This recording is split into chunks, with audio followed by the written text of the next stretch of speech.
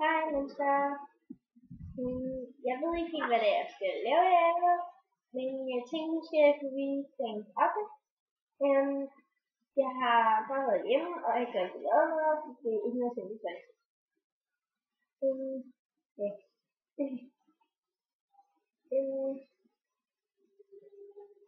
Og så vil jeg igen minde jer om, at jeg stadig har en side inde på Facebook, og den burde du meget gerne komme til. Ja, det er det. Jeg vil ikke sige, hvad jeg hedder.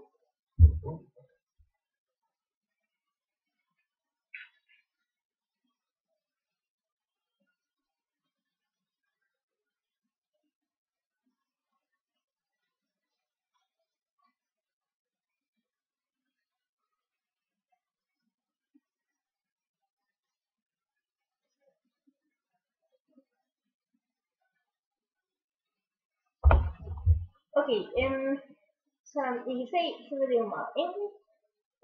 Jakken er købt i H&M. Jeg mener nok, den koster 170 kroner. Blusen, det er en, jeg har fået af min veninde.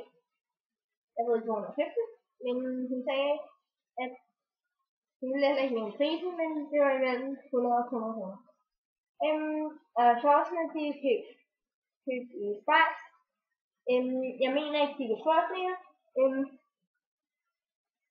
Og de koster 150 kroner. Og hvis I ikke lige lader mærke til, hvad det var, jeg lavede til sidst, så viser jeg det her. Hvis I kan se det nu. Så her er en skålkalonke. Jeg er ude på det siden. Ja, det er det. Okay, jeg ved ikke rigtig, hvad det er, jeg skal sige, så er jeg jo bare til